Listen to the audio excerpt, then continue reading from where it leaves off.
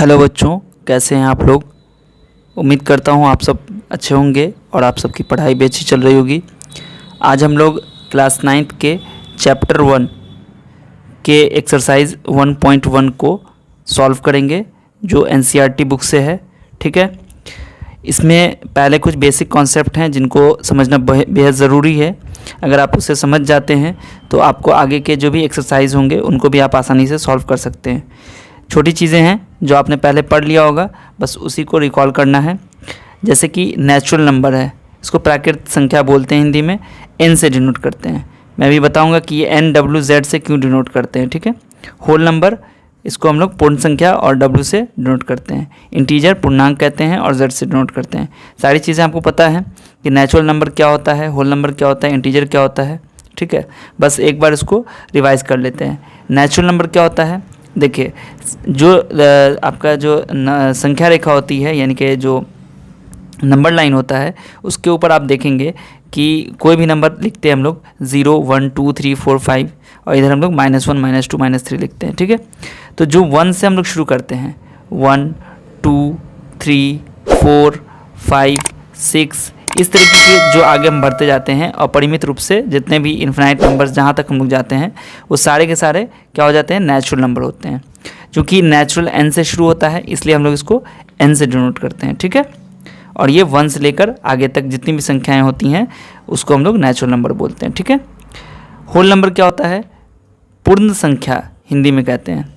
हम लोग इसको W से डिनोट करते हैं। ठीक है, होल नंबर को W से डिनोट करते हैं। ठीक है, और ये कहाँ क्या होती है, देखिए जो नेचुरल नंबर होता है उसी में अगर आप 0 ऐड कर देंगे, जैसे आपका नेचुरल नंबर है 1 2 3 4 है ना, इस तरीके से इसमें आप अगर 0 पहले ऐड कर दिया तो अब ये क्या बन गया, होल नंबर बन गया। यानी कि एक बैग में आपने इस संख्या को रखा था 1 2 3 4 5, अब उसी बैग में आपने 0 को भी डाल दिया तो अब वो नेचुरल नंबर नहीं रह गया, अब वो होल नंबर बन गया। ठीक है, तो यानी कि 1 2 3 5 ये नेचुरल नंबर भी हो गया और होल नंबर में भी आ गया। ठीक है, अब आते हैं इंटीजर। इंटीजर किसे कहते हैं, इंटीजर में जितने आपके पास ये होल नंबर हो गए, आप इसका जितना भी काउंटिंग नंबर है, ठीक है, इसका आप निगेटिव कर देते हैं अगर ऋणात्मक। ठीक है, तो जितने धनात्मक संख्याएं होंगी और 0 और जितने ऋणात्मक संख्याएं होंगी वो सबको मिला के इंटीजर यानी कि पूर्णांक कहलाता है। ठीक है, यानी कि अगर मैं यहाँ पर आपको लिख दूँ,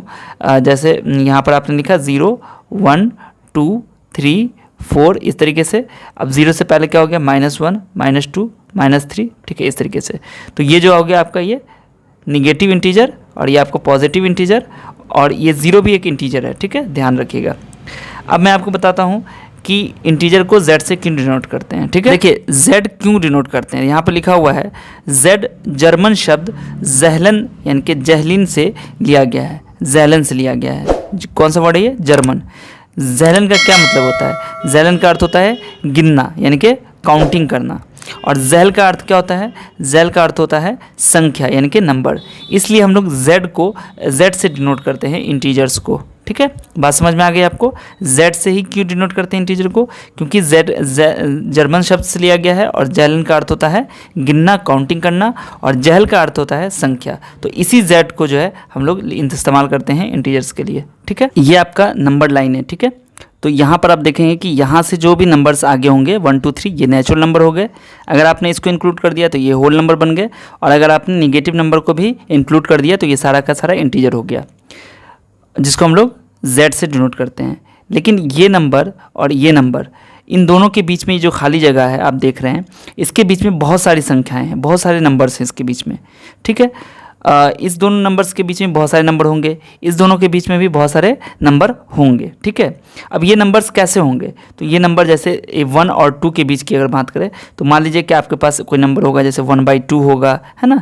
इस तरीके से अगर हम बात करें कि 3/4 होगा, इस तरीके से बहुत सारे नंबर्स इन खाली जगह में हो सकते हैं। ठीक है, तो आपने देखा कि ये जो नंबर थे ये बिना इसमें ये बाई का चिन्ह नहीं लगा हुआ था, लेकिन यहाँ पर बाई का चिन्ह लग गया। ठीक है, तो इस तरह की संख्याएं जो होती हैं, इस तरह के जो नंबर्स होते हैं उन्हें हम लोग क्या बोलते हैं, उन्हें हम लोग बोलते हैं रेशनल नंबर।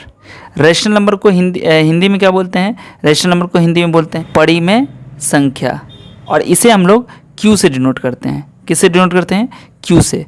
क्यू क्यों डिनोट करते हैं, देखिए क्यू जो है ना, आपको देखिए क्यू यहाँ पर जो है वो क्यों आया है, आर यहाँ पे आता है जो कि रेशनल नंबर है, ये बना है किससे, रेशियो से, जो कि अंग्रेजी का एक वर्ड है रेशियो। इसी से आर की यानी कि रेशनल की जो यहाँ पे उत्पत्ति आप देख रहे हैं कि रेशनल आया है, ये कहाँ से है, रेशनल से आया है। चूँकि ये रेशियो हो रहा है इसलिए हम लोग इसको रेशनल नंबर बोलते हैं, ठीक है।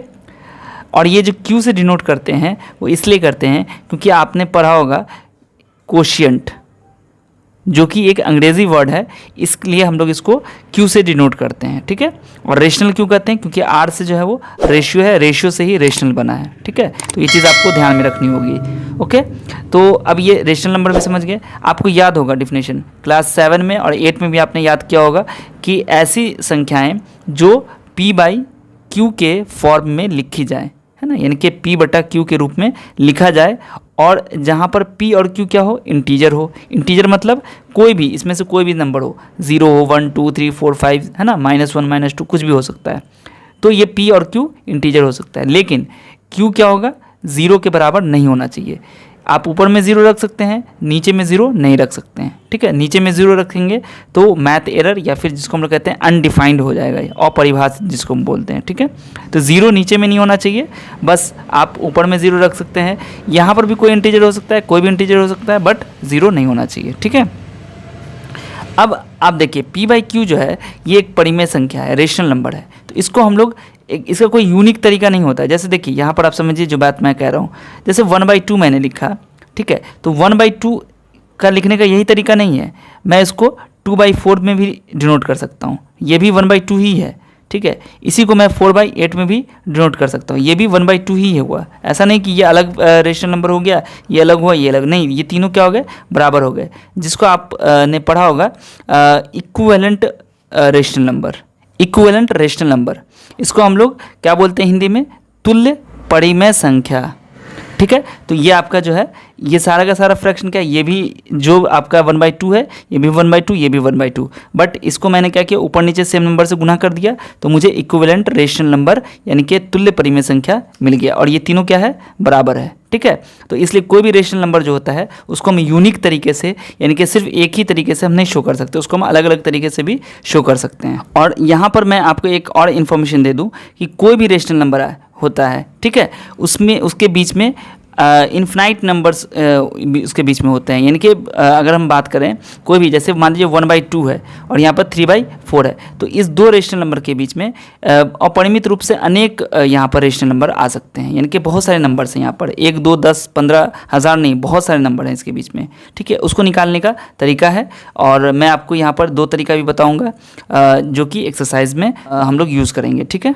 तो यहाँ पर जो एक्सरसाइज 1.1 है, प्रश्नावली 1.1, इसमें क्या कहता है, पहला क्वेश्चन, क्या 0 यानी कि 0 एक परिमेय संख्या है, क्या इसे आप p/q के रूप में लिख सकते हैं जहाँ p और q पूर्णांक है और q 0 के बराबर नहीं है। यानी कि क्या 0 एक रेशनल नंबर है, क्या इसे आप p/q के रूप में लिख सकते हैं। तो पहला तो इसका आंसर हो जाएगा कि हाँ, 0 एक रेशनल नंबर है, परिमेय संख्या है, ठीक है, और इसे हम लोग p/q के रूप में लिख सकते हैं, ठीक है। अब इसको देखिए कैसे हम p/q के रूप में लिखेंगे। यहाँ देखिए, जैसे पहला का आपको तो लिखिएगा यहाँ पर, हाँ 0 एक परिमेय संख्या है, yes 0 is a rational number. अब यहाँ पर क्या हो जाएगा, देखिए इसमें आपसे पूछा जाए क्या 0 को हम लोग परिमेय संख्या के रूप में लिख सकते हैं। बिल्कुल लिख सकते हैं, 0 को परिमेय संख्या के रूप में लिखा जा सकता है, 0 को परिमेय संख्या के रूप में लिखा जा सकता है। देखिए जैसे 0 है तो 0 को हम लोग लिख सकते हैं 0/1, है ना, 0/2, या फिर 0/9, 0/-1, ठीक है, 0/10, इस तरीके से हम लोग बहुत सारे फॉर्म में लिख सकते हैं 0 को। तो 0 को हम लोग रेशनल नंबर्स के रूप में लिख सकते हैं। आप देख सकते हैं कि ये p/q के फॉर्म में है और q जो है वो 0 नहीं है, ठीक है। तो ये हो गया आपका फर्स्ट का सॉल्यूशन। सेकंड क्वेश्चन क्या है, सेकंड क्वेश्चन कहता है 3 और 4 के बीच में 6 परिमेय संख्याएं ज्ञात कीजिए। यानी कि 3 और 4 के बीच में आपको 6 रेशनल नंबर निकालने हैं, ठीक है। मैंने आपको बताया ना कि 3 और 4 के बीच में, 3 और 4 के बीच में बहुत आपको लगता होगा कि 3 और 4 के बीच में कुछ फ़र्क नहीं है, उसके बीच में तो गैप नहीं है, बट ऐसा नहीं है। 3 और 4 के बीच में अनगिनत परिमेय संख्याएं होती हैं, ठीक है। देखिए यहाँ पर 3 और 4, इसके बीच में आपको नंबर निकालना है, परिमेय संख्या निकालना है, रेशनल नंबर। तो क्या करेंगे हम लोग, देखिए सबसे जो मैं आपको दो तरीका यहाँ पर बता देता हूँ। देखिए आपको क्या करना है कि जो भी नंबर आपके पास दिया गया है, आपको एक फॉर्मूला बता देता हूँ, a+b/2, ठीक है। ये फार्मूला हो गया एक बार। अगर 3 और 4 के बीच में एक परिमेय संख्या आपको निकालनी है तो 3 4 को जोड़ के उसका आधा कर दीजिए, इनके 2 से भाग लगा दीजिएगा, तो इस दोनों नंबर के बीच में एक रेशनल नंबर आपको निकल जाएगा। फिर अब जैसे 3 और 4 के बीच में निकल गया, तो अब उस नंबर और इस नंबर के बीच में फिर आपको एक निकालना होगा, फिर इस नंबर और इस नंबर के बीच में फिर एक निकालना होगा। इस तरीके से आप और भी जितना भी चाहें आप निकाल सकते हैं। तो वो एक लंबा तरीका है। लेकिन अगर हम चाहते हैं कि इस दोनों के बीच में एक बार में मुझे 6 रेशनल नंबर मुझे मिल जाए या 10 रेशनल नंबर मिल जाए, तो हम लोग क्या करेंगे, चूँकि क्वेश्चन में क्या कह रहा है कि हमें 3 और 4 के बीच में 6 रेशनल नंबर चाहिए, तो हम लोग क्या करेंगे, देखिए 6 में एक जोड़ेंगे, चूँकि 6 चाहिए ना, तो 6 में एक जोड़ेंगे कितना होगा, 7। तो ये 7 से हम लोग इस नंबर में ऊपर भी गुना कर देंगे और नीचे भी गुना कर देंगे, ठीक है। कोई फ़र्क तो पड़ा नहीं है ना, 7 7 कैंसिल हो गए, 3 आ जाएगा। फिर इस 4 में भी हम लोग क्या करेंगे, 7 से ऊपर और 7 से नीचे गुना कर देंगे, ठीक है। बीच में ये और लग दीजिए। अब देखिए कितना हो गया, 3 7 जा 21/7 और ये कितना हो गया, 4 7 जा 28/7, ठीक है। अब इसके बीच में यानी कि 21/7 और 28/7 के बीच में आप बहुत सारे नंबर्स लिख सकते हैं। कितने लिख सकते हैं, जो आपको जनरली दिख रहा होगा आपको कि 21/7 के बीच में क्या हो जाएगा, 21/7 के बाद 22/7, ठीक है, 23/7, 24/7, 25/7 और 26/7। तो कितने हो गए यहाँ पर, और ये लिख लीजिए आप 27/7। तो 1 2 3 4 5 6 आपको रेशनल नंबर मिल चुके हैं, ठीक है। तो ये आपका जो है दूसरा क्वेश्चन ये भी सॉल्व हो चुका है, ठीक है। तीसरा में है 3/5 और 4/5 के बीच में 5 परिमेय संख्याएं ज्ञात कीजिए।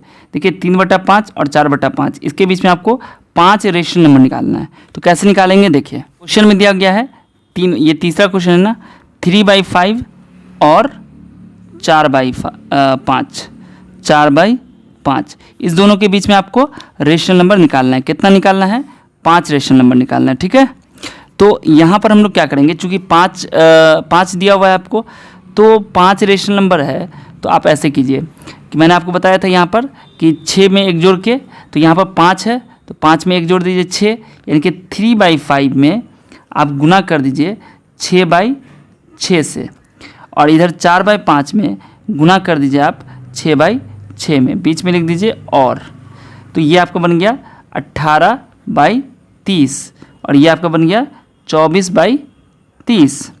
अब इस 18/30 और 24/30 के बीच में 6 परिमेय संख्या लिख दीजिए, तो कितनी हो जाएगी, देखिए आपको 5 ही निकालनी है, तो 19/30, 20/30 और 21/30, 22/30 और ये 23/30। चूँकि ये कितना हो गया, 1 2 3 4 5, तो 19, 20/30, 21/, 22/, और 23/30। ये आपका हो गया 5 रेशनल नंबर, जो कि आपका 3/5 और 4/5 के बीच में ही होगा। आप काट के इसको भी लिख सकते हैं, जैसे जो कटने वाला होगा उसको काट के भी लिख सकते हैं, अदरवाइज़ आपका चेक कर सकते हैं 3/5 और 4/5 के बीच में ही होगा।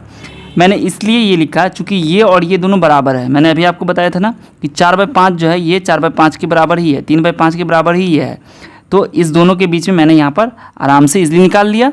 तो ये हमारा तीसरा प्रॉब्लम भी सॉल्व हो गया। अब यहाँ पर जो 4th क्वेश्चन है उसमें दिया गया है, नीचे दिए गए कथन सत्य हैं या असत्य, यानी कि सही है या गलत, कारण के साथ अपने उत्तर दीजिए। तो देखिए यहाँ लिखा हुआ है, प्रत्येक प्राकृत संख्याएं एक पूर्ण संख्या होती है।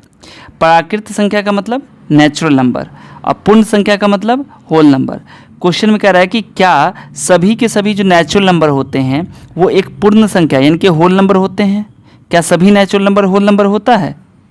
बिल्कुल होता है। मैंने अभी आपको बताया था, क्या बताया था कि जो नंबर हमारे पास दिए होते हैं, देखिए ये जो नंबर आपके पास था, यहाँ पर ये नेचुरल नंबर दिया गया ये, तो क्या ये सारे नेचुरल नंबर होल नंबर के ग्रुप में आ रहा है? बिल्कुल आ रहा है। तो जितने होल नेचुरल नंबर हैं वो सब के सब होल नंबर होंगे। ठीक है, तो यहाँ पर आप ये लाइन लिख दीजिएगा। उसके बाद सेकंड है, प्रत्येक पूर्णांक एक पूर्ण संख्या होती है। जितने भी पूर्णांक हैं यानी कि जितने भी इंटीजर्स होते हैं, क्या एक पूर्ण संख्या होती है? अब यहाँ पर इसको चेक कीजिए। इंटीजर क्या बताया था? इंटीजर यानी कि जो निगेटिव भी हो, पॉजिटिव नंबर्स भी हो और ज़ीरो भी हो सकता है। तो क्या ये पूर्ण संख्या होती है? अब आपको पता है कि जो पूर्ण संख्या होती है, वो ज़ीरो से ही शुरू होती है। लेकिन इंटीजर में तो -1, -2, -3 वाले भी होते हैं, बट इसमें तो नहीं है, है ना। तो इसका मतलब कि जितने इंटीजर्स होंगे सभी के सभी क्या हो जाएंगे? आपके पूर्ण संख्याएं नहीं हो सकती हैं। सभी के सभी जो होल नंबर होंगे वो पूर्णांक हो सकते हैं, इंटीजर हो सकते हैं, बट जो आपके इंटीजर्स हैं सभी के सभी वो होल नंबर्स नहीं हो सकते हैं। ठीक है, क्योंकि ज़ीरो से तो ये इंटीजर भी हो जाएगा और होल नंबर भी होगा, पूर्ण संख्या। लेकिन ये जो -1, -2, -3 है, ये इंटीजर तो है बट ये पूर्ण संख्या यानी कि होल नंबर नहीं है। तो आंसर में आप लिख लीजिएगा ये लाइन। उसके बाद है, प्रत्येक परिमेय संख्या एक पूर्ण संख्या होती है। क्या प्रत्येक परिमेय संख्या एक पूर्ण संख्या हो सकती है? तो आप देखेंगे रेशनल नंबर, मैंने अभी आपको बताया था कि रेशनल नंबर क्या होता है? p/q के फॉर्म में लिखा होता है। तो प्रत्येक परिमेय संख्या एक पूर्ण संख्या होती है। अब आप देखिए यहाँ पे पूर्ण संख्या कौन है? ये आपका पूर्ण संख्या है। तो क्या इसमें आप देखिए ये जो 5 है इसको हम लोग लिख सकते हैं 5/1। ठीक है, लेकिन क्या 3/4 है इसके अंदर? 3/4 तो नहीं है। 3/4 एक रेशनल नंबर है जो कि इसके अंदर नहीं है। ठीक है, तो हम लोग सभी यहाँ पे कह सकते हैं जो सभी परिमेय संख्याएं यानी कि रेशनल नंबर वो एक होल नंबर नहीं हो सकती हैं। सभी के सभी रेशनल नंबर होल नंबर नहीं हो सकते। कुछ रेशनल नंबर हैं जो होल नंबर हो सकते हैं, बट सभी परिमेय संख्या रेशनल नंबर होल नंबर नहीं हो सकती है। ठीक है, तो ये लाइन यहाँ पर आप इसका आंसर लिख लीजिएगा। तो इस तरीके से जो प्रश्नावली 1.1 था यानी कि एक्सरसाइज 1.1 NCERT की बुक से क्लास 9th की जो पहला चैप्टर था उसका मैंने आपको समझा दिया है सॉल्यूशन। उम्मीद है आपके लिए ये वीडियो यूज़फुल होगा। तो अपने दोस्तों के साथ इस वीडियो को ज़रूर शेयर कर दीजिएगा। और अगर फर्स्ट टाइम हमारी वीडियो देख रहे हैं तो प्लीज़ हमारे चैनल को सब्सक्राइब ज़रूर कर लीजिएगा। मिलते हैं फिर आपसे अगली वीडियो में, तब तक अपना ख्याल रखिए। वीडियो देखने के लिए आप सभी का बहुत बहुत शुक्रिया।